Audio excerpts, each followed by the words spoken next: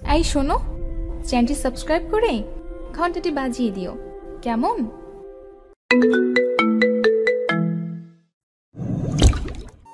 আমার দুটো বাচ্চা আছে জেনেও আপনি আমাকে বিয়ে করলেন? বিয়ের প্রথম রাতেই ইমাদের মুখ থেকে এমন কথা শুনে নাফিজা একটু শুকনো হেসে বলল, হাসালেন আপনি আমাকে। আরে আমি নিজেই তো একজন ডিভোর্সি মহিলা। স্বামীর সাথে সংসার করতে না করতেই 2 বছরের মাথায় ও আমাকে ডিভোর্স দিল। আমার আবার পছন্দ অপছন্দ, পরিবারের কাছে এই একটা বছর বোঝার মতো ছিলাম। অবশেষে আপনার সাথে বিয়ে হওয়ায় একটু মুক্তি পেলাম। কিন্তু আপনি আমাকে কেন বিয়ে করলেন? আমি তো আপনাকে বিয়ে করতে চাইনি। ইনফ্যাক্ট এই বিয়েতে রাজিও ছিলাম না, কিন্তু মা অনেক জোর করলো। আমাকে নিয়ে হাঁপিয়ে গেছে মানুষটা।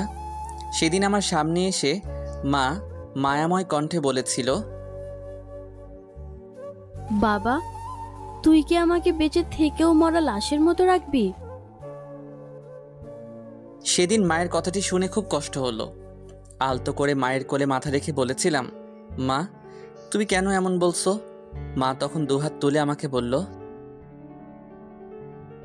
দে না বাবা আমাকে একটা বউ।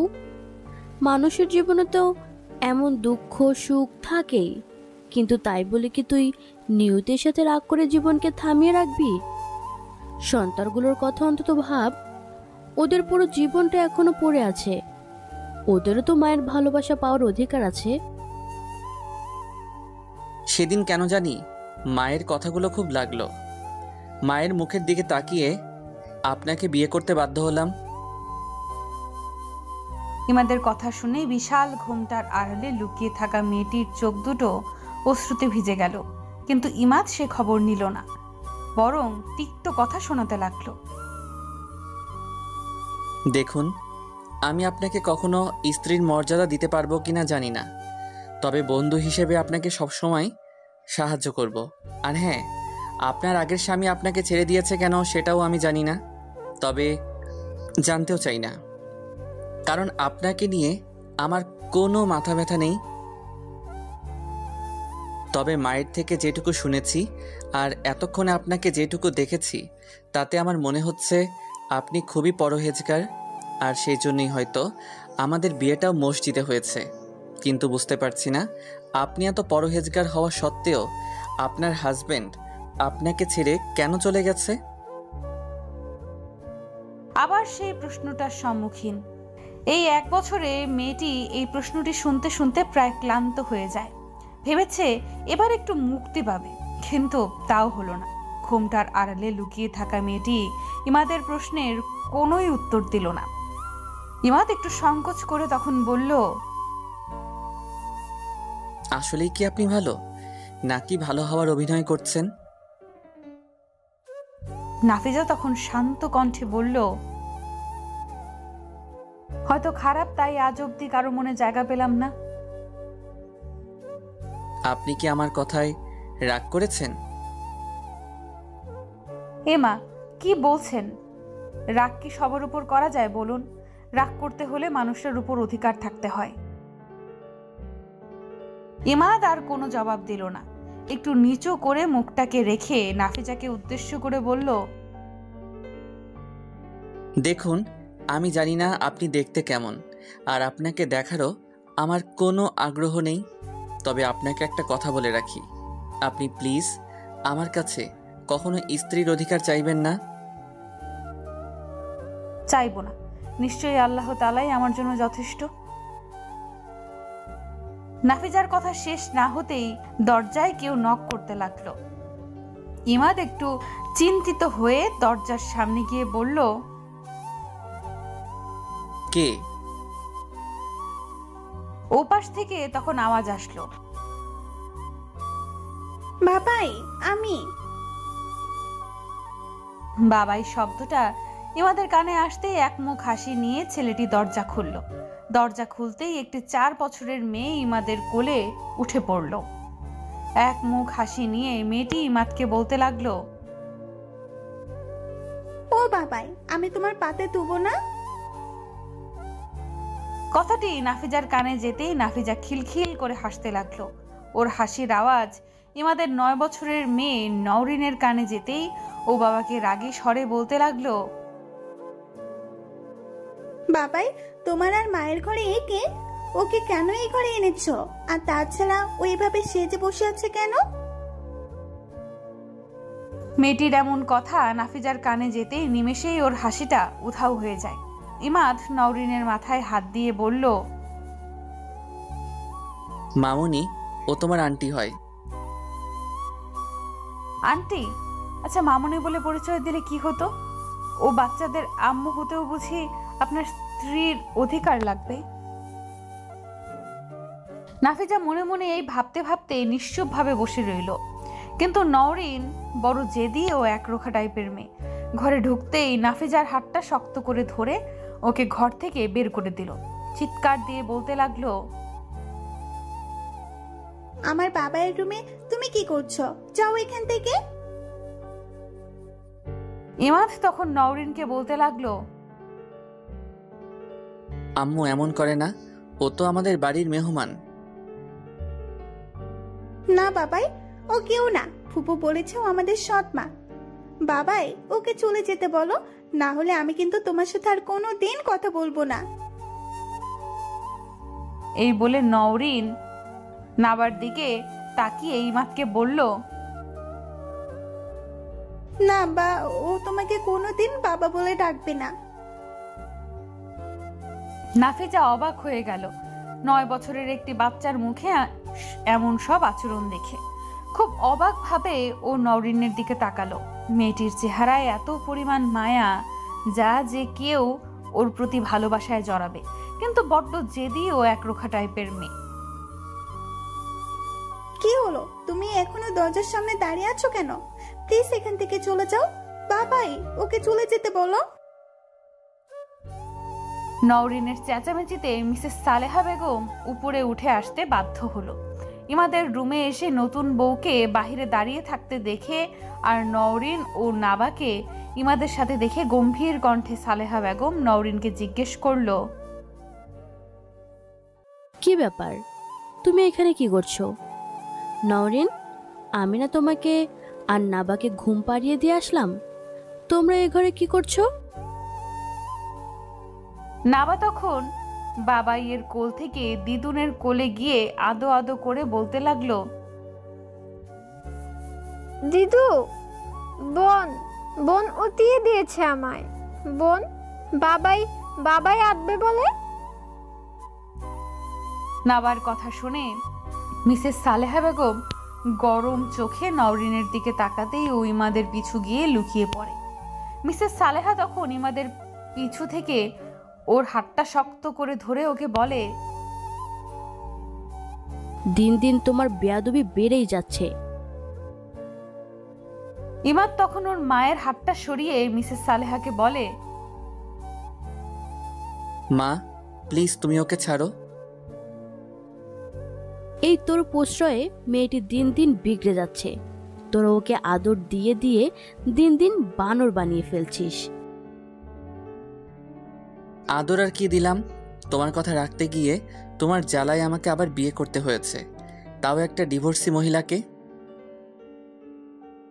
ডিভোর্সি মহিলা শব্দটি যেন মেয়েটির একটা নাম হয়ে গেছে। একসময় নাফিজার খুব কষ্ট হতো যখন পাড়ার মহিলারা ওকে দেখিয়ে বলতো, দেখ মেয়েটি কি দিনদার, অথচ এত পরহেজগার হওয়া সত্ত্বেও স্বামীর ঘর করতে পারলো না, ডিভোর্স হয়ে গেল। কি যুগ রে বাবা, এরা আবার নাকি পরহেজগার। নাফিজার কাছে সেই কথাগুলো একসময় ভীষণ আঘাতের অস্ত্র ছিল, কিন্তু ধীরে ধীরে মেয়েটি একটা সময় এই কঠিন বাস্তবতার সাথে নিজেকে মানিয়ে নেয়। তাহলে আজ ইমাদের মুখ থেকে এই কথা শুনে কষ্ট পাওয়ার কোনো প্রশ্নই তো আসে না। কিন্তু তারপরেও হৃদয়ের মাঝে আজ কেন জানি পুরনো কষ্টটা আঘাত করতে পারলো আবার।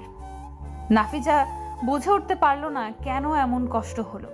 বিয়ের 2 দিন আগেও তো মা কথায় কথায় ঠ্যাস মেরে বলল, কপালে 2 বাচ্চার বাপ জুটেছে, এটা তো তোর ভাগ্য ভালো। না হলে যে মেয়ে নিজের স্বামীকে ডিভোর্স দেয়, আবার কেমন করে বিয়ে হয়?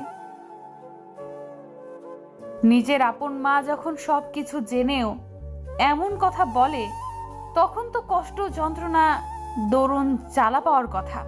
কিন্তু কই, সেদিন তো মায়ের কথায় আমার বিন্দুমাত্র কষ্ট হলো না। সমাজের আর 5টা স্বাভাবিক মানুষের তালিকায় মাকেও স্থান দিয়ে আমি সেই কষ্টটা নিমেষে দূর করে ফেললাম। তবে আজ কেন এই লোকটার কথায় পুরনো ক্ষতরা আবার মন পাজরে উৎপাত শুরু করলো? নাফিজা প্রশ্নের কোনো উত্তর পেল না। বুঝে ফেলল মেয়েটি আসলে এই পৃথিবীতে বেঁচে থাকাটা হয়তো সহজ, কিন্তু ভালোভাবে বেঁচে থাকাটা ভীষণ জটিল। আর সেই জটিলতায় আমাদের অনেক প্রশ্নের কোনো উত্তর হয় না, অনেক কিন্তুর কোনো কারণ হয় না, আর অনেক সম্পর্কের কোনো মানেই হয় না।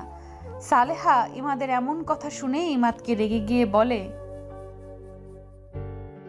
তুমি দিন দিন আসলে যে কত পরিমাণ বিপথে যাচ্ছ তা আজ আমি টের পেলাম। ওকে ডিভোর্সে বলছো? তুমি কি? হ্যাঁ, তুমি তো। মা প্লিজ, আমি তোমাকে বলিনি আমি আবার বিয়ে করব। অতএব আমি কি, সে প্রশ্নটা এখানে আসছে কেন? আর এই বিয়েটাই আমার কাছে ছেলে খেলা ছাড়া আর কিছুই নয়। বিয়েটা তোমার কাছে ছেলে খেলা মনে হলেও তা আমার কাছে নয়। এই সংসারের আর তোমার যে অবস্থা, তা থেকে তোমাদের সকলকে সঠিক পথে আনার জন্যই আমি ওকে এ বাড়িতে বউ করে এনেছি। আর ও শুধু এ বাড়ির বউ না, আমার মেয়েও। মিসেস সালেহা বেগমের চিৎকারে নাজিফা ভাবনার জগৎ থেকে বিদায় নিল। মিসেস সালেহা তখন নাজিফাকে চেঁচিয়ে চেঁচিয়ে বলতে লাগলো, চুপ করে ওখানে দাঁড়িয়েছ কেন? ইমাদকে মুখের উপর কিছু বলে দিচ্ছ না কেন? আর এভাবে বড় করে ঘোমটা দিয়ে রেখেছো কেন? ঘোমটাটা সরাও। ইমাদ তখন মাকে উদ্দেশ্য করে বলল, না মা, উনি ঘুমটা সরাবেন না। মানে কি বলতে চাস তুই? আমি বলতে চাই, ওনাকে দেখার আমার বিন্দু মাত্র ইচ্ছে নেই। সো প্লিজ, উনি যেন আমার সামনে অ্যাটলিস্ট মুখটা না দেখায়। দিন দিন তুমি এত বিগড়ে যাচ্ছ কেন? একটা মেয়েকে বউ করে এনে ওকে প্রাপ্য সম্মানটুকুও কেন দিচ্ছ না তুমি? কারণ এই বিয়েতে আমি রাজি নেই বলে। মা প্লিজ, তুমি এসব নিয়ে আর কথা বলো না। তোমার জীবনটা নাকি আমি শেষ করে দিয়েছি। তুমি আমার কাছে বউয়ের আবদার করেছো, তাই বিয়ে করলাম। কিন্তু ওকে আমার স্ত্রীর পরিচয় দেবার আবদারটা যদিও করো, আমি মরে গেলেও রাখতে পারবো না। আর কেন পারবো না সেটাও তুমি ভালো করে জানো। হে আমার রব, আমাকে সব কিছুর সাথে মানিয়ে নেওয়ার তৌফিক দান করো। নিশ্চয়ই আপনি আমার জন্য উত্তম কিছু রেখেছেন। নিশ্চয়ই আপনি ধৈর্যশীলদের পছন্দ করেন। অতএব আমাকে তাদের ভেতরে অন্তর্ভুক্ত করো। নাজিফার এরুম বিড়বিড়িয়ে দোয়া করাটা সালেহার কানে যেতেই উনি নাজিফার সামনে এসে ওর হাতটা শক্ত করে ধরে বলল, বাইরে এভাবে দাঁড়িয়ে থেকে গুনগুন করেই কি তুমি রাতটা কাভার করবে? একটা কথা মনে রেখো, নিজের অধিকার নিজেকে আদায় করতে হবে, কখনো ছেড়ে দিও না। নাজিফা তখন ঠুনকো হেসে সালেহাকে বলল, আমি সবসময় এটা বিশ্বাস করি যে আর যাই হোক, ভালোবাসা আর অধিকার কখনো জোর করে আদায় করা যায় না। আর যে জোর করে আদায় করে সে সবচেয়ে বেশি বোকা। আমি সেই বোকাদের দলে অন্তর্ভুক্ত হতে চাই না। আমি ভালোবাসাকে ভালোবাসা দিয়ে, অধিকারকে অধিকার দিয়ে আদায় করব। ইমাদের কানে নাজিফার কথাগুলো যেতেই ইমাদ হেসে হেসে নাজিফাকে বলল, সে স্বপ্ন আপনার কখনো পূরণ হবে না। এনিওয়ে মা, অনেক রাত হয়েছে, বাচ্চাদের এত রাত অবধি জাগা ঠিক হবে না। তুমি প্লিজ ওনাকে নিয়ে এখান থেকে যাও। আমি নওরিন আর নাবাকে নিয়ে একটু ঘুমাবো। মানে কি ইমাদ? নাজিফা তাহলে কোথায় থাকবে? মা, তুমি আমাকে হাসালে। দিন দিন তুমি এমন বোকা কেন যে হয়ে যাচ্ছ? আমাদের এত বড় বাড়ি, এতে রুম থাকা সত্ত্বেও তুমি ওনার শোয়া নিয়ে চিন্তা করছো। এটা আমি মানতে পারছি না। আসলে আমার মনে হয় তুমি ওনার এই ঘর থেকে বের হয়ে যাওয়াটাই মেনে নিতে পারছো না, তাই অজুহাত দেখাচ্ছ। ঠিক তাই, আমি ওর এ ঘর থেকে চলে যাওয়াটাই মেনে নিতে পারছি না, কারণ এটা ওর অধিকার। নাজিফা অমনি শাশুড়ির হাতকে আলতো করে ধরে বলল, থাক না, আমি না হয় অধিকারটা নাই বা চাইলাম, একদিন উনি নিজেই হয়তো এই অধিকারটা আমায় ফিরিয়ে দিবেন। মেয়েটির কথাগুলোই বেশ মায়া আছে, যা সহসা যে কাউকে ওর মায়ায় বাঁধতে পারে। কিন্তু নিয়তির পরিহাসে আজ মেয়েটি সমাজের কাছে বড্ড বেশি তুচ্ছ। তবে ওকে যে চিনেছে সেই ঝিনুকের ভেতরে মুক্তোর সন্ধান পেয়েছে। এইভাবে সালেহা ঠোঁটের কোণে এক শান্তির হাসি ফুটিয়ে নাজিফাকে বলল, তুই আমার এই সংসারকে আলোর পথে আনবি, আর সাথে আমার এই ছেলেটাকেও একদিন নিজের মতো করে গড়ে নিবি। তুই যেমন স্রষ্টাকে ভালোবাসিস, এই সংসারের মানুষগুলোকেও তার প্রতি ভালোবাসায় মগ্ন করবি। আর আমি তোকে কথা দিচ্ছি, আর যারা তোকে এই ঘর থেকে বের করে দিল, একদিন তারাই তোকে এই ঘরে ঠাঁই দিবে। এই বলে সালেহা নাজিফার হাতটা শক্ত করে ধরে ওকে টেনে নিজের ঘরে নিয়ে যায়। ইমাদ মেয়েদের নিয়ে দিব্যি নিজের ঘরের দরজাটা লাগিয়ে দেয়। ছেলেটার এরূপ আচরণ হয়তো নাজিফার কাছে ছেলেটিকে অমানুষ হিসেবে পরিচয় দিয়েছে। কিন্তু উপরওয়ালা জানে ছেলেটি কতটা কষ্টে দিন দিন এমন অমানুষ হয়ে গেছে। প্রতি রাতে জেগে থাকা বালিশ আর জানালার ফাঁক দিয়ে বাহিরে দেখা সোডিয়ামের আলোই জানে ছেলেটি কত রাত হাহাকার করে কেড়েছে। আজ ইমাদের চোখে পানিই নেই, অশ্রুটাও আজ হারিয়ে গেছে। কিন্তু এত কঠিন বাস্তবতার মাঝেও প্রিয় মানুষের শেষ আমানতটুকু তাকে আজও বাঁচিয়ে রেখেছে। নওরিন আর নাবার চেহারাগুলো আজও ইমাদকে হাজারো কষ্টের মাঝে বলতে বাধ্য করে, এই তো আমি সুখে আছি, এই তো আমি ভালো আছি। নাজিফাকে সালেহা বিছানার উপর বসিয়ে রান্নাঘরে গেল খাবার আনতে। সালেহা খাবার এনে দেখে মেয়েটি এখনো মাথায় এক হাত ঘোমটাটা দিয়ে বসে আছে। সালেহা নাজিফার কাছে গিয়ে কোনো কথা না বলেই নাজিফার ঘোমটাটাকে সরিয়ে ফেলল। অতঃপর দেখলো মেয়েটি কান্না করে চোখ দুটোকে লাল করে ফেলেছে। সালেহা অভিমান করে বলল, এটাই করতে পারবে, তাছাড়া আর কিছুই করতে পারবে না। নাজিফা চোখের জল মুছতে মুছতে বলল,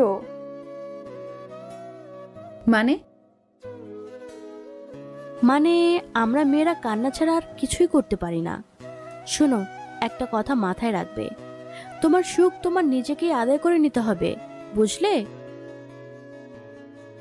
নাজিফা অবাক হয়ে গেল। আসলে কি উনি আমার শাশুড়ি?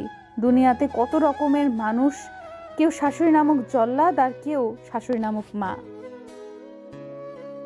তাই এভাবে চুপ করে বসে থাকলেই হবে? ক্ষুধা লাগেনি?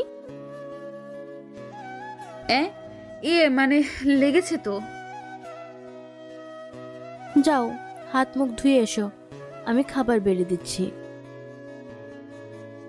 নাজিফা হাত মুখ ধুয়ে আসলে সালিহা বেগম নিজ হাতে ওকে খাওয়াতে গেলে ও কান্না করে দেয়। সালেহা তখন আলতো করে ওর মাথায় হাত দিয়ে বলে, কি হয়েছে? মায়ের কথা মনে পড়ছে? নাজিফা তখন কাঁদতে কাঁদতে বলে, মা কখনোই এমন ভালোবাসেনি যে তাকে মনে পড়ার কথা। তাহলে কাঁদছিস কেন? আপন মা না হয়েও কেউ একজন মায়ের মতো ভালোবাসায়। পাগলি, নে খেয়ে নে। নাজিফা যখন ভাতের প্রথম লোকমা মুখে নিল তখন ওর নিজেকে পৃথিবীর সব থেকে সুখী মানুষ মনে হলো। এই প্রথম কেউ একজন ওকে এত ভালোবাসলো। নিজের মাও কখনো এইভাবে আদর করেনি। আসলে পৃথিবীতে একজনকে দিয়ে সকলকে বিবেচনা করা উচিত নয়। পৃথিবীতে সব মায়েরা যেমন এক হয় না, ঠিক তেমনি পৃথিবীর সব শাশুড়িরাও এক হয় না। কি রে মা, কি ভাবছিস? না কিছু না। আচ্ছা, আমি কি আপনাকে মা বলে ডাকতে পারি?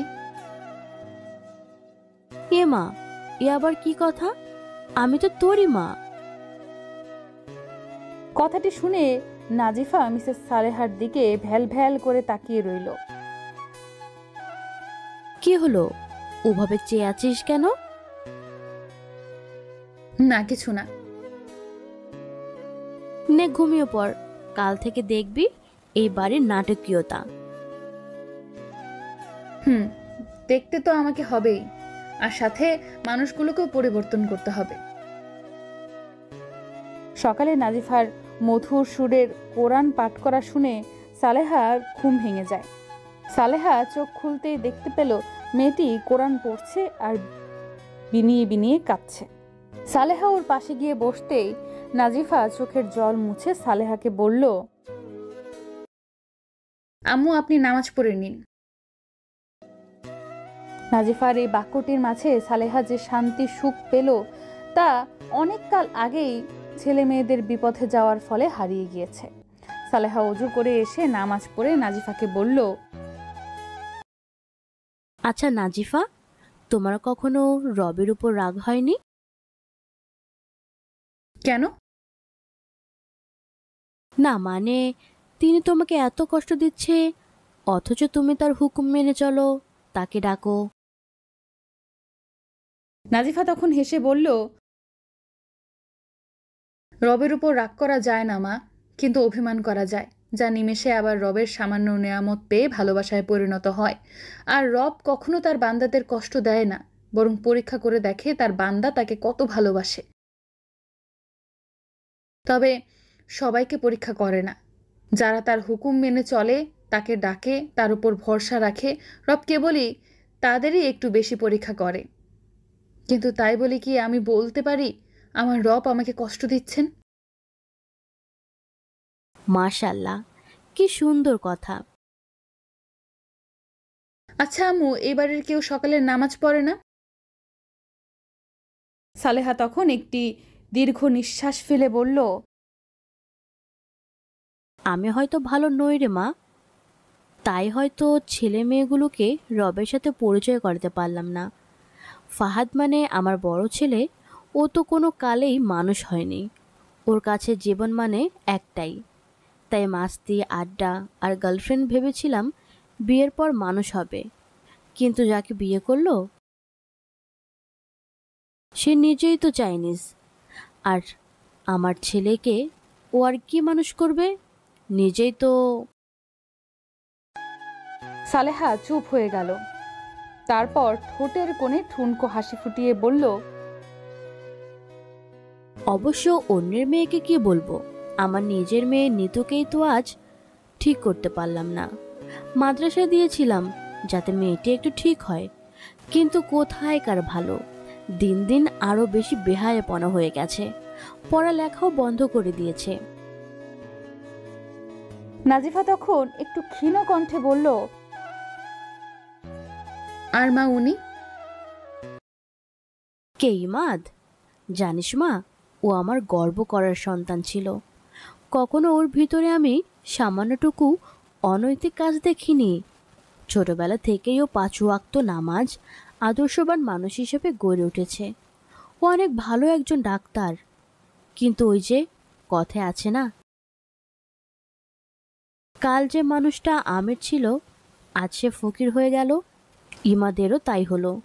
মৃত্যুর মৃত্যুটা ও ঠিকভাবে নিতে পারছে না, মানবেই বা কিভাবে? আমার ছেলেটা যে ওকে খুব ভালোবাসতো, কিন্তু নাবা হওয়ার সময় ওর মারা যাওয়াটা আমার ছেলেকে এতটাই পাথর বানিয়ে দিয়েছে যে ও এখন ভুল করেও আল্লাহকে ডাকে না। নাজিফা তখন শান্ত কণ্ঠে বলল, আসলে মা, আমরা না আমাদের রবকে বুঝতেই পারি না। দুনিয়ার সামান্য ভালোবাসায় কত পরীক্ষা দিতে হয়, কিন্তু তারপরেও আমরা প্রিয় মানুষকে ভালোবাসি, ওকে নিয়ে থাকতে চাই। আর যখন কথায় কথায় কেউ বলে আমি রবকে ভালোবাসি, তখন কেন মা উনি আমাদের পরীক্ষায় ফেললে আমরা ওনাকে ভুলে যাই? সালেহা চুপ করে থাকে, কেননা এর উত্তর হয়তো সালেহার কাছেও নেই। আমরা মানুষরা তো এমনই। সকাল 9টায় ইমাদ বাচ্চাদের নিয়ে নিচে নামে। নাজিফা রান্নাঘর থেকে একটু আর চোখে চেয়ে আবার নিজের কাজে ব্যস্ত হলো। হঠাৎ কি যেন মনে করে নাজিফা আবার ইমাদের দিকে তাকালো। তারপর সহসা করে উঠল। মাশাল্লাহ, ছেলেরাও এত সুন্দর হয়। সত্যি মানুষটা অনেকটাই সুন্দর। ইমাদ নিচে নামতেই সালেহাকে দেখলো সোফায় বসে আছে। সালেহার কাছে গিয়ে বলল, মা, নাবা আর নওরিনকে রেডি করে দাও স্কুলের জন্য। সালেহা ছেলের সাথে কোনো কথা না বলেই নাবা আর নওরিনকে নিয়ে নিজের রুমে চলে যায়। ইমাদ তখন চারপাশে তাকিয়ে নাজিফাকে খুঁজতে থাকে। হঠাৎ চোখ পড়ে রান্নাঘরের দিকে, আর দেখতে পেল বিশাল ঘোমটা দিয়ে কেউ একজন রুটি বানাচ্ছে। ছেলেটি বুঝতে পারলো ও নাজিফা। অতঃপর ওর কাছে গিয়ে দাঁড়িয়ে রইল। নাজিফা কোনো কথাই বলল না, রুটি বানাতে লাগলো। ইমাদ তখন বারবার কাশি দিতে লাগলো। নাজিফা তাও কোনো কথা বলল না। ইমাদ তখন একটু রেগে গিয়ে বলতে লাগলো, কি মানুষ রে বাবা, সেই কখন থেকে কাশি দিচ্ছে অথচ এক গ্লাস পানিও দিচ্ছে না। নাজিফা তখন গম্ভীর কণ্ঠে বলল, হাতের সামনেই পানি, একটু নিয়ে নিলেই তো হয়। ইমাদ তখন একটু রেগে গিয়ে বলতে লাগলো, এভাবে বলার কি আছে, আমি দেখতে পাইনি তো। এই বলে পানি খেতে লাগলো। এক গ্লাস নয়, 3-4 গ্লাস পানি খেয়ে ফেললো। নাজিফা তখন বলতে লাগলো, এত পানি খেলে তো পরে নাস্তা খেতে পারবেন না। খাবো না, তাতে আপনার কি? আমি এতক্ষণ এখানে দাঁড়িয়ে আছি, কই একটিবারও তো বললেন না কিছু লাগবে কিনা, বা আমাকে কি কিছু বলবেন? হাসালেন। আমার সাথে আবার আপনার কি কথা? ইমাদ তখন আরো এক গ্লাস পানি খেয়ে বলতে লাগলো, মানে আমি তো খুব ভালো ছেলে, বুঝলেন? কখনো কোনো মানুষকে কষ্ট দেই না, বুঝলেন? আমার আবার মানুষের প্রতি খুবই দয়া, এত দয়া যে আমি মাঝে মাঝে রাস্তায় তো পথ শিশুদের দেখলে দুঃখ করি। তো বুঝলেন, আমি মানুষকে কষ্ট দেই না। এত ঘুরিয়ে পেঁচিয়ে না বলে কি বলতে চান সেটা বলুন। মানে আপনিও তো মানুষ, আপনাকেও তো কষ্ট দেওয়া উচিত নয়। তো কি? তো তো মানে কালকে রাতে আপনাকে মানে ডিভোর্সি বলার জন্য সরি। এই বলে ছেলেটি নিমেষে কোথায় যেন চলে গেল। সরি শব্দটি নাজিফার কানে যেতেই নাজিফা অবাক হয়ে গেল। ইমাদ সাহেব আমাকে সরি বললেন? আদৌ কি আমি ঠিক শুনেছি? অবশ্য ছেলেটি একটা সরি বলতে গিয়ে কত সংকোচ যে করলো, বাট শেষে সরিটা বলল। আসলে উনি ভালো, তবে নিজের ভালোটাকে মানুষের সামনে প্রকাশ করতেই ভুলে গেছে। এই যা। ঠোঁটের কোণে মলিন হাসি ফুটিয়ে মেয়েটি ভাবতে লাগলো, এত কটু কথা বলার পরও যখন মানুষটা একবার সরি বলল, তাও এত সংকোচ করে, তখন অভিমানগুলো সত্যিই নিমেষেই অজানা দেশে পাড়ি দিল। এই ভেবে নাজিফা আবার রুটি বানাতে লাগলো। এমন সময় সালেহার মেয়ে নিতু কানে হেডফোন দিয়ে নিচে নামলো। নাজিফাকে রান্নাঘরে দেখতে পেয়ে বলতে লাগলো, এই যে একটু তাড়াতাড়ি হাত চালান, সকালের নাস্তা কি দুপুরে খাওয়াবে? অমনি ফাহাদের বউ নাইট ড্রেস পরে নিচে নেমে নিতুকে বলতে লাগলো, good morning Nitu, what's happen? আর বলো না, খুব ক্ষুধা পেয়ে গেছে। বাট দেখো ওকে, ও এখনো নাস্তাই বানায়নি। কি করে পারবে বল, এসবের জন্য তো সংসার করতে পারিনি। ঠিক বলেছ, দেখো আমার কি পরিমাণ ক্ষুধা লেগেছে। সালেহা তখন বলতে লাগলো, আহারে, আমার মেয়েটা যে কি ক্ষুধা লেগেছে। সালেহাকে দেখতে পেয়ে নিতু চুপ হয়ে যায়। সালেহা তখন নাবা আর নওরিনকে ডাইনিং টেবিলে বসিয়ে নিতুর সামনে এসে বলল, তা মা, আপনার আজকে এত তাড়াতাড়ি ক্ষুধা পেয়ে গেল? আপনি তো নবাবজাদি, দুপুর 12টা ছাড়া আপনার ঘুমই ভাঙে না, আর একটা ছাড়া আপনার সকালের নাস্তাই হয় না। তা আজকে আপনি এত তাড়াতাড়ি উঠলেন যে? নিতু চুপ করে দাঁড়িয়ে রইল। ফাহমিদা তখন বলতে লাগলো, থাক না মা এসব কথা, তুমি চুপ করো, তোমরা দুজনেই তো একই ঘাটের মাঝি। তুমিও দেখি আজকে এত তাড়াতাড়ি নিচে নেমে আসলে। আর তোমাকে না বলেছি এসব নাইট ড্রেস পরে নিচে নামবে না? ওহ মা, এটা ফ্যাশন। এই ফ্যাশন করতে গিয়ে এই বাড়ির বড় বউয়ের সম্মানটা আবার হারিয়ে ফেলো না। মা, খাবার হয়ে গেছে, সবাইকে বসতে বলুন। নাজিফার মুখ থেকে এমন উক্তি শুনে ফাহমিদা রেগে গিয়ে নাজিফাকে বলতে লাগলো, যত বড় মুখ না তত বড় কথা। এসেছো এখনো একদিনও হয়নি, আর এখনই আমার সাথে এরূপ আচরণ। কেন বৌমা, ও কি ভুল বলেছে? ও তো ঠিকই বলেছে। তুমি ইমাদের সামনে এসব পরে হাঁটলে বড় ভাবি হিসেবে তোমাকে মানায়? আজকে ইমাদ আসুক, তারপর দেখাচ্ছি মজা। হঠাৎ ইমাদ সিঁড়ি দিয়ে নামতে নামতে বলতে লাগলো, কি হয়েছে? এত চেঁচামেচি কেন? বৌমনি, কি হয়েছে? তুমি এত রেগে আছো কেন? আর বলিস না ভাই, তোর বউ তো প্রথম দিনই আমার মুখের উপর কথা বলছে, আমার পোশাক আশাক নিয়ে পর্যন্ত মন্তব্য করছে। ইমাদ ফাহমিদার মুখ থেকে কথাগুলো শুনে কোনো কিছু না ভেবেই নাজিফার কাছে গিয়ে ওর হাতটা শক্ত করে ধরে বলল, মানবতার খাতির একটা সরি বলেছি বলে আপনি কি সাপের 5 পা দেখেছেন? নাজিফা কোনো কথাই বলল না, অনায়াসে ইমাদের সব কথা শুনতে লাগলো। ইমাদ ওর এরূপ নিশ্চুপতা দেখে অবাক হয়ে গেল। মানুষ এত ধৈর্যশীলতা কিভাবে হয়? কি ব্যাপার, কথা বলছেন না কেন? লিসেন, যান বৌমনির কাছে গিয়ে মাপ চান। দেখুন, আমি ওনাকে খারাপ কিছুই বলিনি, জাস্ট বললাম যে উনি সব পরে আমার সামনে আসাটা ঠিক মানায় না। দেখেছি ইমাদ, আবার সে একই কথা বলছে। যত বড় মুখ নয় তত বড় কথা। আজ তোমার দাদা ভাইয়ের কাছে যদি আমি না বিচার দিয়েছি তাহলে আমার নাম ফাহমিদা না, আর ও যদি আমার কাছে মাফ না চায় তাহলে আমি আজ কোনো খাবারই খাবো না, এই বলে দিলাম। এই বলে ফাহমিদা নিজে ঘরে চলে গেল। সালেহা তখন একটু মুচকি হেসে বলল, উফ, বাঁচলাম। কেন যে আমার বড় ছেলে এর মতো একটা মেয়েকে বিয়ে করেছে আল্লাহই জানে। একটু তাড়াতাড়ি কর বাবা, নাবার নওরিনের স্কুল আছে তো। ইমাদ আর কোনো কথাই বলল না। ও বুঝেছে ফাহমিদার কাজেই শুধু ঝগড়া করা।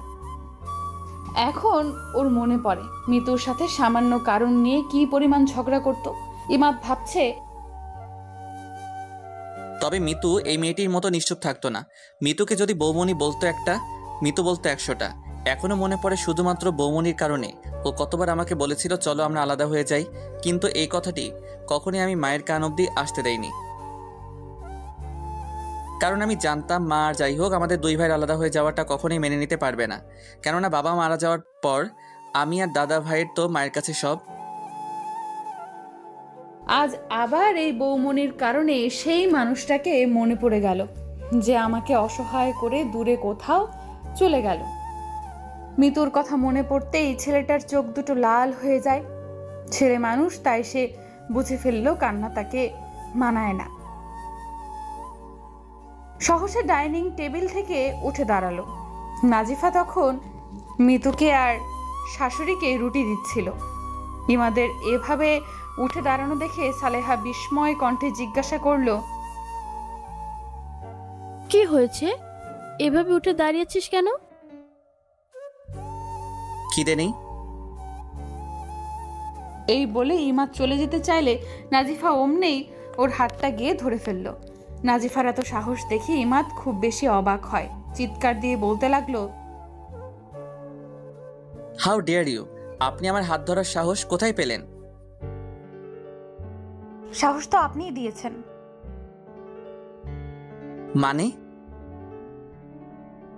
মানে হলো আপনি যখন আমার অনুমতি না নিয়ে আমার হাত ধরার সাহস পেয়েছেন, ঠিক তেমনি আমিও আপনার অনুমতি না নিয়ে আপনার হাত ধরার সাহস পেয়েছি। নাজিফার এমন উত্তর শুনে সালেহা খুশিতে বলতে লাগলো, শাবাশ মা। ইমাদ অবাক হয়ে গেল। ঘোমটার আড়ালে লুকিয়ে থাকা এই মেয়েটি সত্যিই অদ্ভুত। এত খারাপ কথা বলি, কিন্তু তারপরেও। কি হলো, কি ভাবছেন?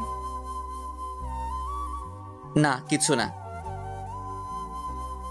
যান, টেবিলে গিয়ে বসুন। আমি কি আপনার কথা শুনবো নাকি? কে আপনি যে আপনার কথা শুনতে হবে? আমি হয়তো আপনার কেউ না, কিন্তু দেখুন, না খেয়ে থাকলে তো আর সবকিছু সমাধান করা যায় না। তাই বলি কি, এত কথা না বলে খেতে বসুন। নাবাও তখন বলতে লাগলো,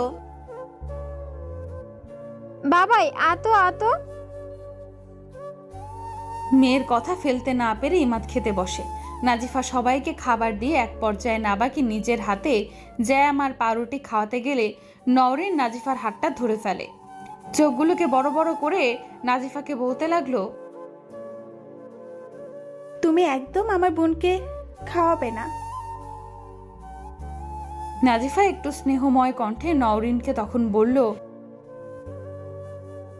মা, ও তো ছোট, ওকে আমি খাইয়ে না দিলে ও খাবে কি করে? নওরিন তখন হাসতে হাসতে বলল,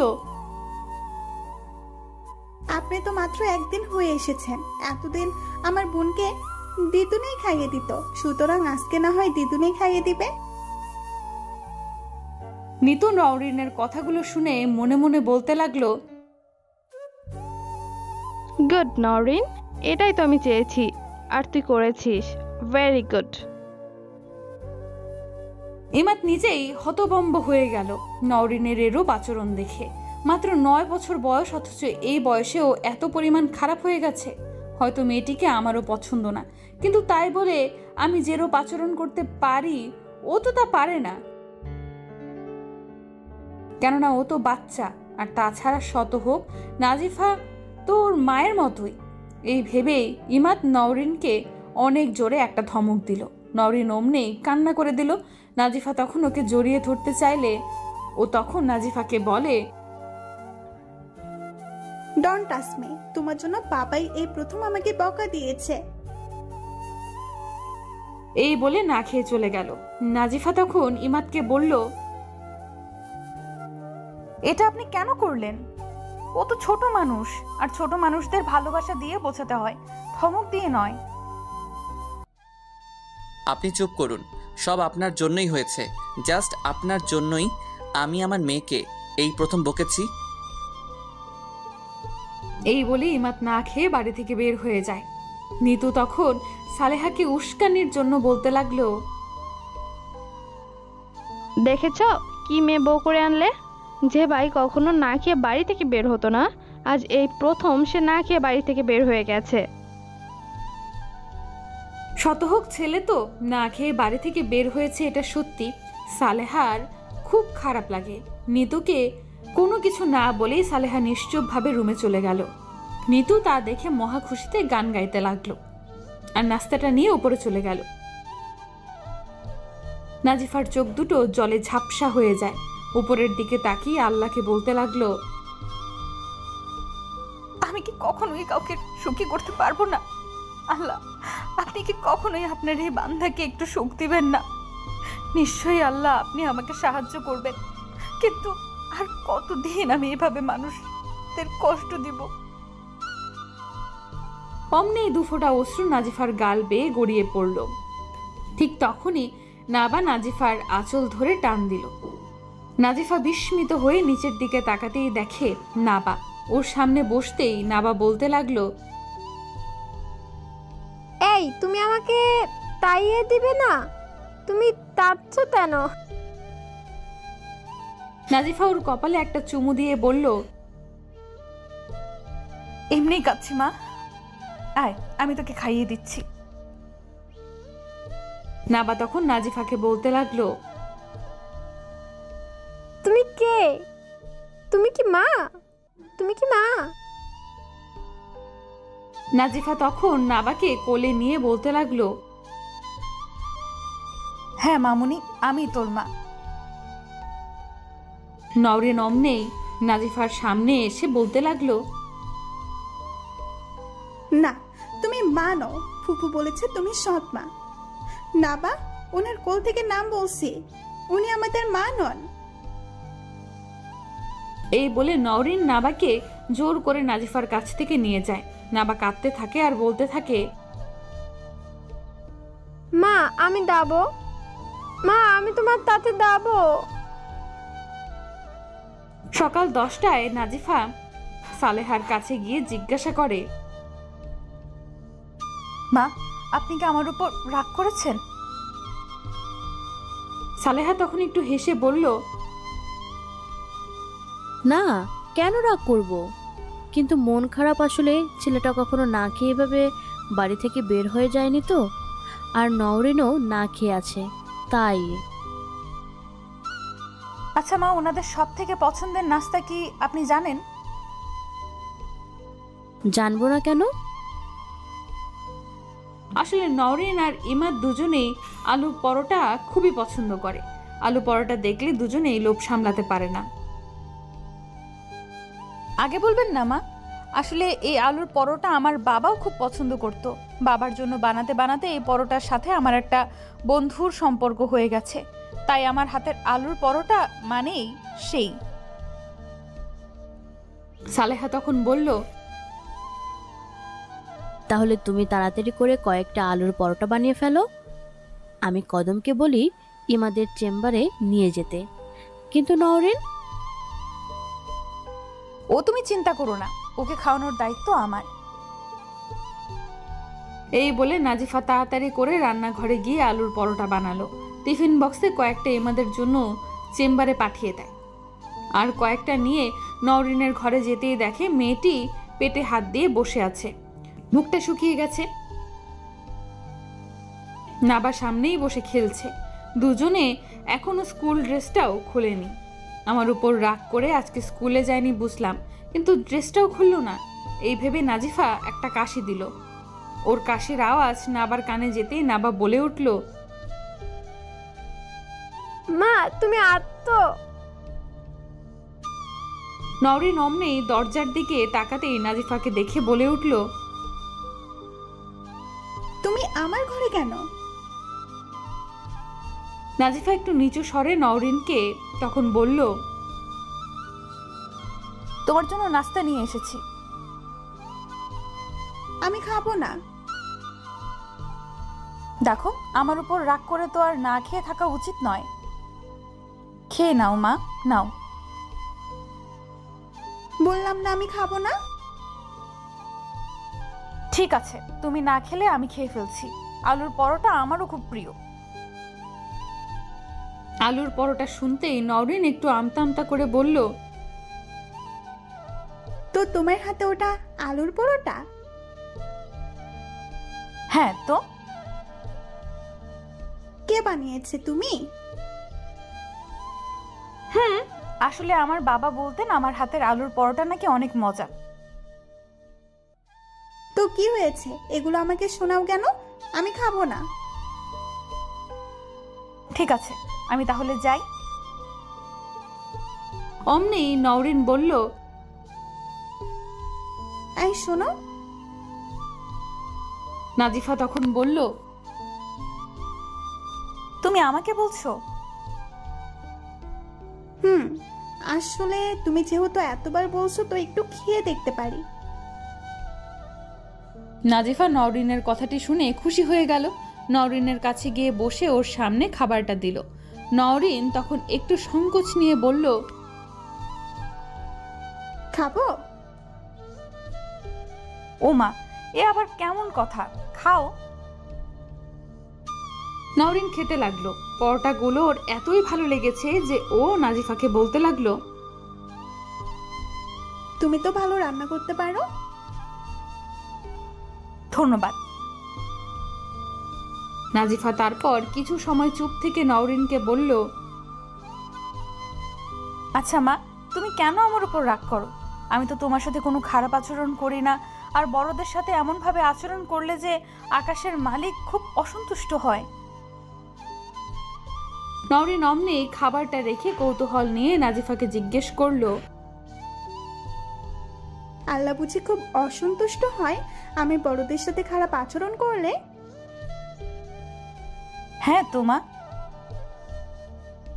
কিন্তু আমি তো বড়দের সাথে খারাপ আচরণ করি না, আমি শুধু তোমার সাথে খারাপ আচরণ করি, কারণ ফুপু বলেছে তুমি নাকি আমাকে আর না পাকে বাবার কাছ থেকে।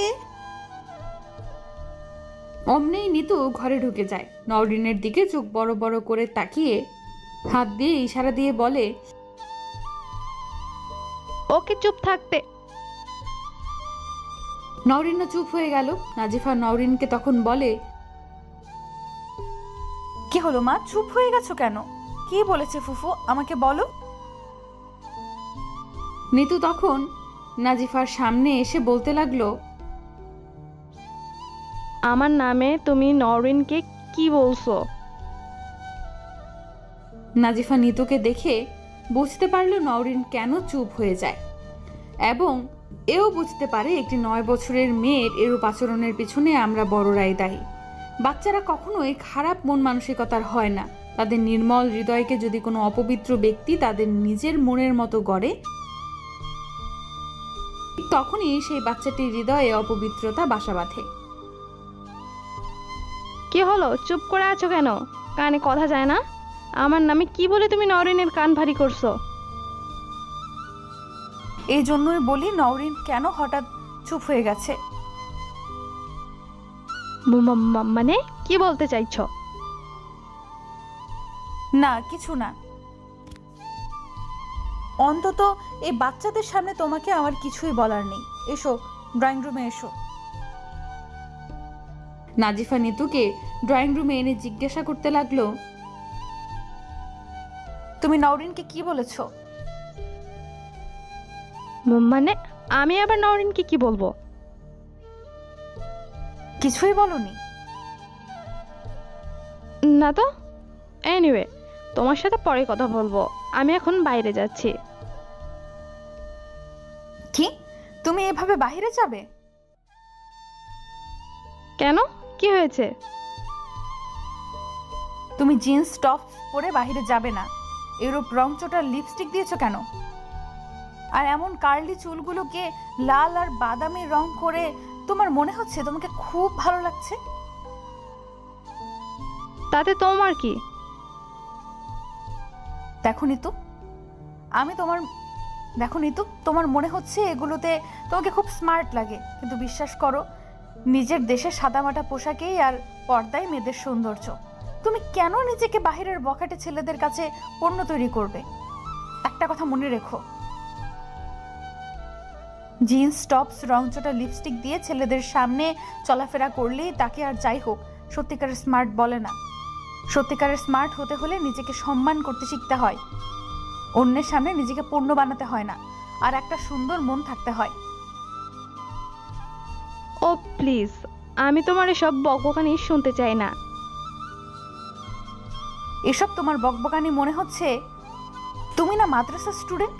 অবশ্য পৃথিবীর প্রত্যেক জায়গায় ভালো খারাপ আছে, সুতরাং এ আর নতুন কি। এই চুপ থাকো তো, আমি গেলাম।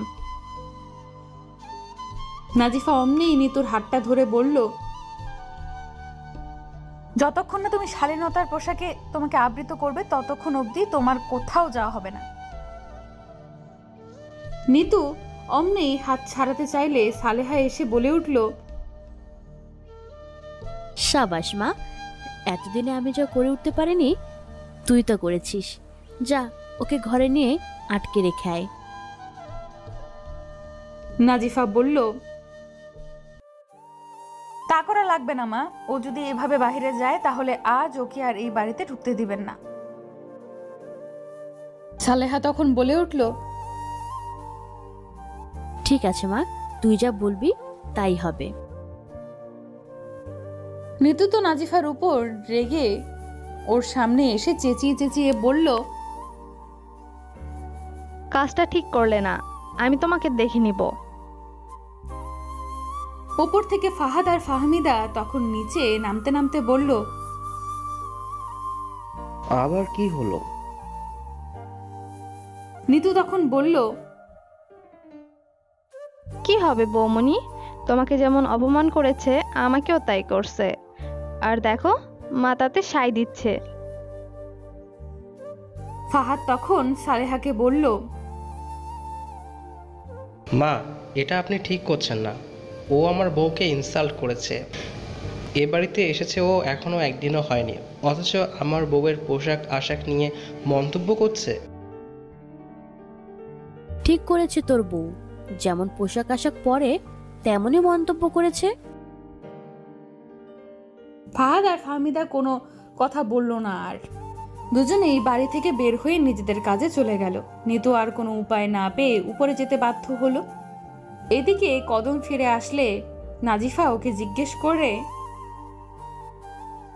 কদম ভাই, তোমার সাহেব খেয়েছে? কদম বলল, জানি না আপা, সাহেব আমাকে শুধু বলল বক্সটা রেখে যেন চলে যাই। কথাটি শুনে নাজিফা একটু মুচকি হেসে কদমকে বলল, তোমার সাহেব তোমার সামনে খেতে লজ্জা পাবে, তাই হয়তো রেখে দিতে বলেছে। এত অশান্তির পরও সন্ধ্যাবেলায় নাজিফা মাগরিবের নামাজ শেষ করে রান্নাঘরে যায় সবার জন্য পায়েস রান্না করতে। এমন সময় ইমাদ বাড়ি ফিরে আসে। রান্নাঘরে গিয়ে টিফিন বক্সটা রাখতে নাজিফাকে দেখে রান্না করছে। ইমাদ তখন একটু গম্ভীর কণ্ঠে বলল, এই যে শুনছেন? নাজিফা ঘুমটার আড়াল থেকে বলল, জি, আমাকে বলছেন? তো আর কাকে বলবো, এখানে কি আর কেউ আছে? তাই তো। তো কি বলবেন শুনি? মানে মজা হয়েছে অনেক, থ্যাঙ্কস। ইমাদ এই বলে চলে যায়। নাজিফা ওর চলে যাওয়ার দিকে অনিমেষ ভাবে চেয়ে রইল। ছেলেটাকে বুঝতেই পারছি না, কখনো ভালো তো কখনো খারাপ, কখনো নরম তো কখনো গরম। এদিকে নিতুকে বাড়ি থেকে বের হতে না দেওয়ায় নিতু নওরিনের ঘরে যায়। গিয়ে দেখে নওরিন আর নাবা দুজনেই পড়তে বসেছে। নিতু নওরিনের কাছে গিয়ে বসে বলে, কি রে, সকালবেলা তোরে আলুর পরোটা খাইয়েছে বলে তুই আমি যা বলেছি তোকে সব বলে দিতে চেয়েছিস ওই মেয়েটাকে? নওরিন তখন মাথা নিচু করে বলল, ওই আন্টিটা তো খারাপ না, তুমি বলছো আমাদের থেকে আমাদের বাবাইকে কেড়ে নেবে। কই, ওই আন্টিটা তো এমন কিছুই করছে না। বাবা নরিন, সকালে মেয়েটা দুটো আলুর পরোটা তোর জন্য বানিয়েছে বলে তুই নিজের ফুফুকে অবিশ্বাস করলি?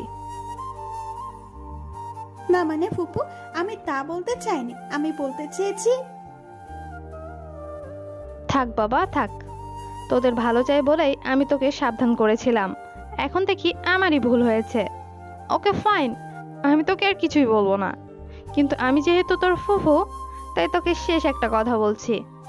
তোর বাবাইকে হাত করার জন্য যে দেখ মেয়েটা এখন পায়েস বানাচ্ছে। তোর বাবা এটা খাওয়ার পর মেয়েটাকে বিশ্বাস করবে, আর সেই সুযোগ নিয়ে মেয়েটা তোকে এই বাড়ি থেকে বের করে দিবে। আমি বরং এসব ভেজালে নাই বাবা। এই বলে নিতু চলে যেতে চাইলে নওরিন ওর হাতটা শক্ত করে ধরে বলল, তুমি সত্যি কথা বলছো? বিশ্বাস না হলে নিজ চোখে গিয়ে দেখে আয়। তোদের কাউকে দিবে না, শুধু তোর বাবাইকেই দিবে, দেখিস।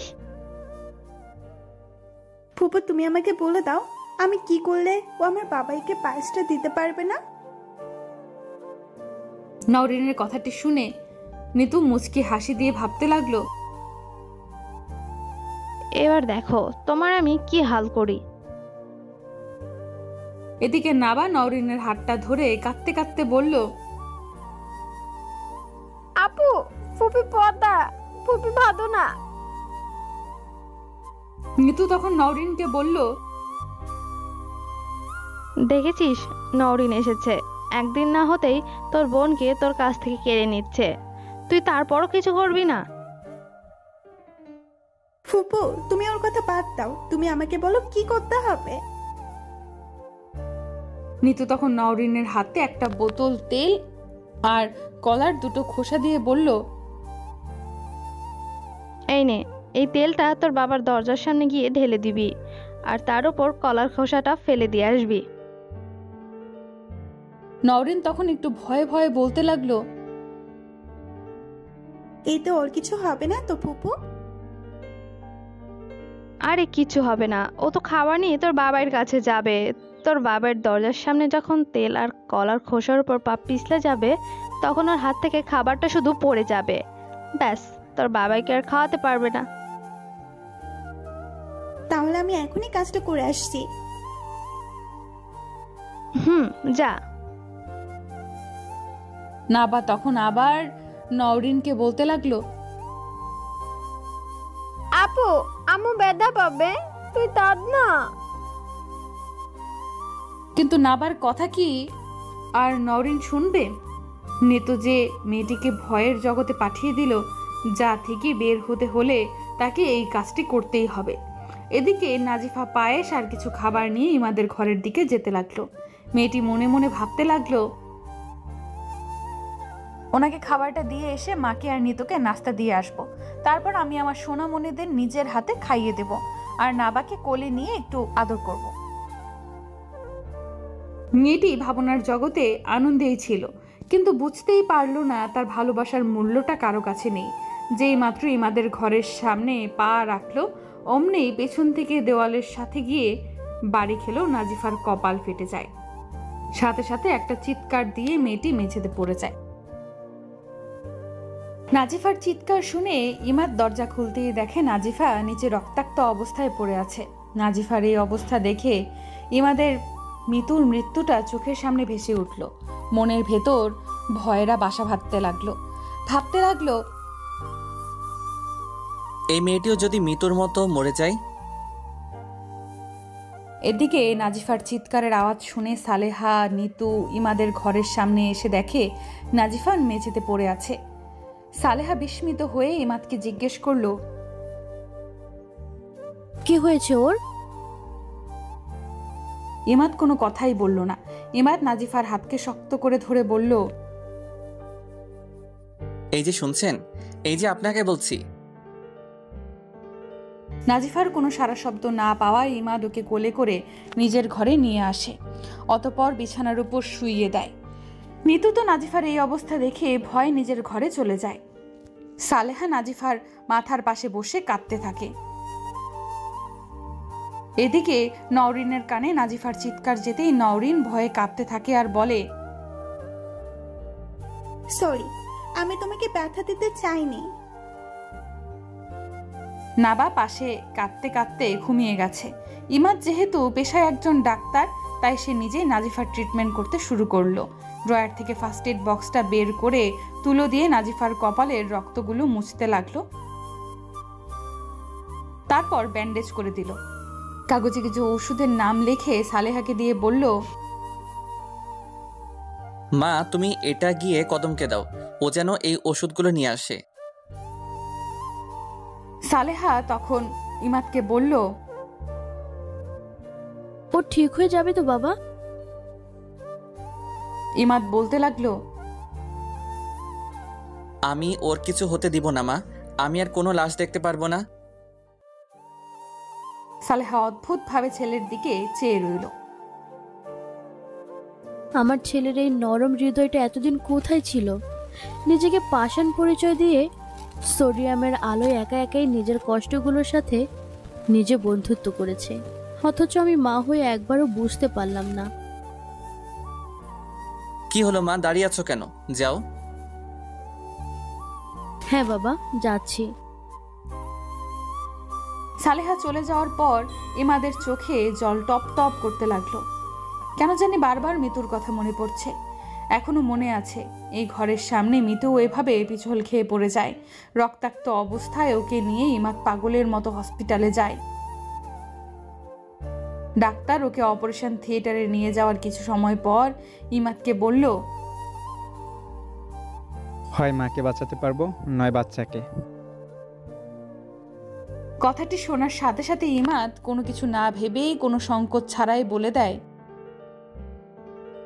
আমার বাচ্চাকে লাগবে না ডাক্তার, আপনি প্লিজ আমার স্ত্রীকে বাঁচান। কিন্তু মিতু আমাকে ছেড়ে চলে যাওয়ার জন্য ডাক্তারকে হাত দিয়ে ইশারা দিয়ে বুঝিয়ে দেয় ওর যা কিছু হোক, কিন্তু এই বাচ্চার যেন কোনো কিছু না হয়। ডাক্তার বুঝে উঠতে পারলো না সে কি করবে, কিন্তু ডাক্তার সর্বাত্মক চেষ্টা করেছে মিতুকে বাঁচাতে, কিন্তু ভাগ্যের লিখন কি আর বদলানো যায়? চলে গেল সে আমাকে ছেড়ে এই বর্ষায় এমন একটি দিনে। এই ভেবে ইমাত কষ্টে হাতের পাশের ল্যাপটপটা নিজের হাতে নিয়ে জোরে বাড়ি দিতেই তা ভেঙে চুরমার হয়ে যায়। হাতটা কেটে রক্ত পড়তে থাকে, কিন্তু ছেলেটি একটু বুঝতে পারল না সে একটি আঘাত পেয়েছে। কেননা মিতু চলে যাওয়ার আঘাতের কাছে এই আঘাত কিছুই না। ইমাত অন্ধকারের নিচের দিকে মাথা নিচু করে নাজিফার পাশে বসে থাকে। ঘন্টা খানিক পর নাজিফার জ্ঞান ফিরে। হালকা হালকা চোখ খুলতেই দেখে ইমাত পাশে বসে রয়েছে। বাহিরে তখন প্রচন্ড বৃষ্টি হচ্ছে, ঝিরঝির বাতাস বয়ে চলেছে। পোকামাকড় অজানা শব্দ বুনে মস্কের আর ঘরের হালকা লিয়ন আলোয় নাজিফাকে দেখছে। ইমাদের চোখে কয়েক ফোঁটা জল গাল বেয়ে মেঝেতে গড়িয়ে পড়ছে। ওর রক্তাক্ত হাতটা নাজিফার হাতের পাশে। নাজিফা তা দেখে নিজের হাতটাকে ওর হাতের উপর রাখতে ইমাদ মাথা উঁচু করে নাজিফার দিকে তাকিয়ে দেখে ওর জ্ঞান ফিরে এসেছে। মেয়েটি অসহায়ভাবে ইমাদের দিকে চেয়ে রয়েছে। ইমাদ তখন চোখের জলগুলোকে মুছে নাজিফাকে বলে, এত বড় হয়েছেন অথচ এখনো ঠিকভাবে হাঁটতে পারেন না। পড়ছেন তো পড়েছেন, আমার ঘরের সামনে এসে পড়তে হলো। আমার জীবনটার কত শেষ করবেন? আপনিও কি আমাকে শাস্তি দিবেন না? আপনিও কি আমাকে শান্তি দিবেন না? ছোটবেলায় বাবা মা ভালো করে হাঁটতে শিখায়নি। আপনারা মেয়ে মানুষের এই একটাই সমস্যা, যখন তখন পড়ে যান। নাজিফা তখন ক্ষীণ কণ্ঠে ইমাদকে বলে, কি করব বলুন? মেয়ে মানুষ মানেই তো বিয়ে অবধি বাবা মানুষটা শক্ত করে হাতটা ধরে রাখা, বিয়ের পর প্রিয় মানুষটা শক্ত করে হাতটা ধরে রাখা। তাই তারা একা হাঁটতে গেলে হোঁচট খাবেই। আমার কপালে খারাপ, তাই প্রিয় কোনো মানুষ নেই যে হোঁচট খেলে হাতটা শক্ত করে ধরবে।